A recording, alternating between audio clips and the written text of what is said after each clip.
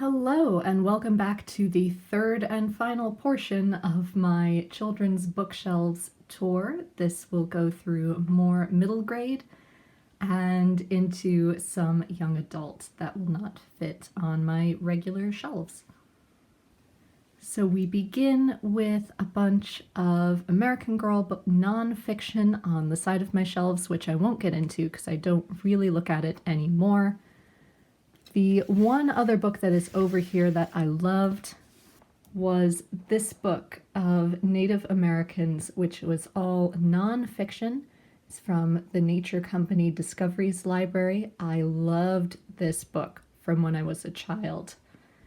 This book didn't really outline different tribes, but it did take into account how many of the different tribes lived, such as the various kinds of boats that different tribes would make and the process to make those boats, or various special festivals that they would celebrate and how. We then get into more of my middle grade, which is arranged rather strangely just due to space that I have on my shelves, so allow me to start at the beginning. So my middle grade is arranged alphabetically by author here. So we start with The Iron Ring and Time Cat, both by Lloyd Alexander. National Velvet by Enid Bagnold. Catherine Called Birdie, The Midwife's Apprentice, and Matilda Bone, all by Karen Cushman, were all tales of young girls in medieval England, I believe? Medieval Europe, in any case.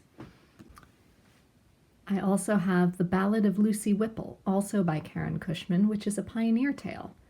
And I'm going to indulge myself a little bit just by reading you the back, because I love it. Dear Gram and Grandpop, please do not address yours truly as California anymore. California Morning Whipple being a foolish name for a duck, much less a girl. I call myself Lucy now. I cannot hate California and be California. I know you will understand. If that doesn't grab you, then I don't know what does. Into the Land of the Unicorns by Bruce Coville, which was a read-aloud book for us in the 4th grade that I fell in love with. It was a wonderful fantasy book. The Boggart and the Monster by Susan Cooper. It was a book about Nessie, I had to. The Lost Journals of Benjamin Tooth by the actor Mackenzie Crook, which I actually read this time last year, and it was really funny and really lovely. I enjoyed it very much. It's an 18th century diary of an 11-year-old boy who becomes drawn in by fairies and a gentleman who is desperate to get his hands on these fairies. And it is creepy and unsettling and just perfect. Charlie and the Chocolate Factory by Roald Dahl, which I have never actually read because the film freaked me out way too much when I was a child, but my mother loves it and insists that we keep it. The Storyteller's Daughter by Cameron Doki is a retelling of the Arabian Nights. The Endless Step by Esther Hotzig.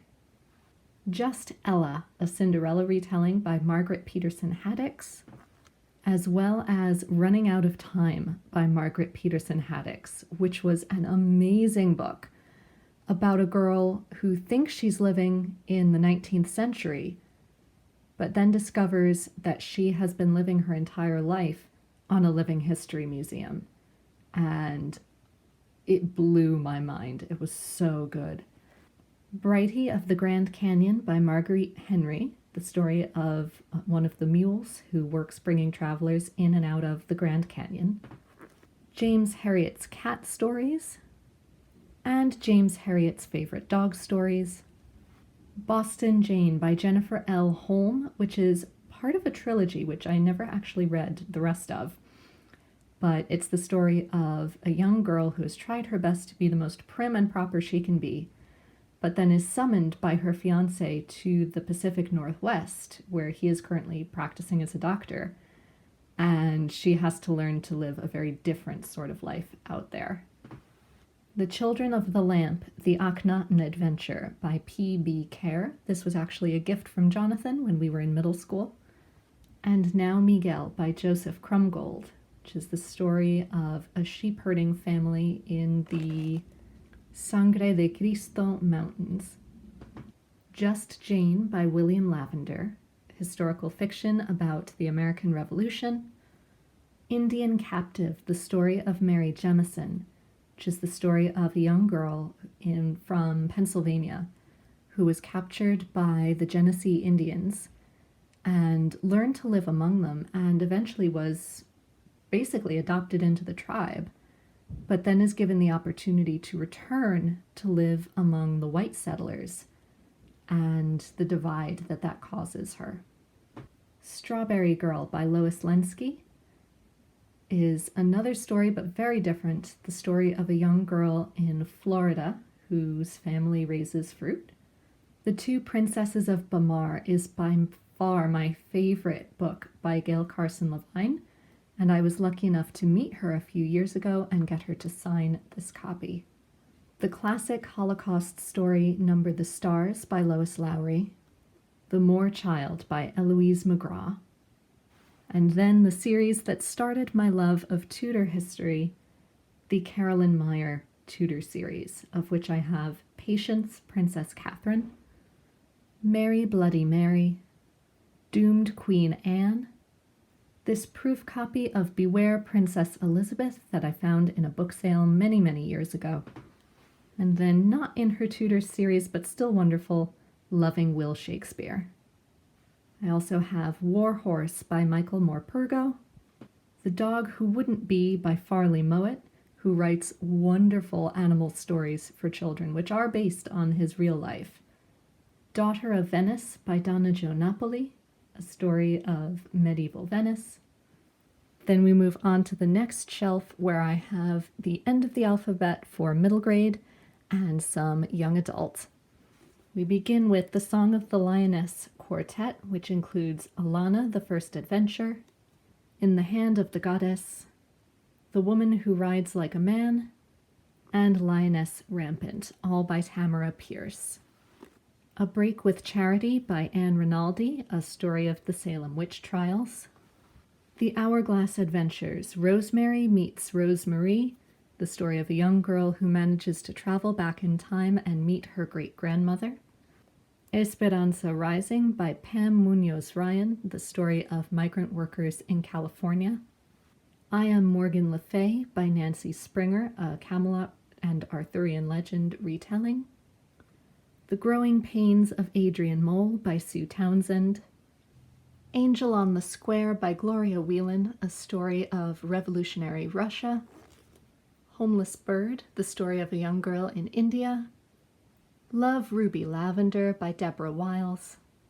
The Raven Master's Secret by Elvira Woodruff, which is the story of a young boy who helps keep the ravens in the Tower of London and then discovers that he is making friends with a young girl who has been captured with a bunch of Scottish rebels, and he must decide whether or not to help her escape. Girl in a Cage by Jane Yolen and Robert J. Harris is the story of Robert the Bruce's daughter, who was imprisoned by Edward I. And Sword of the Rightful King, another Arthurian retelling, also by Jane Yolen.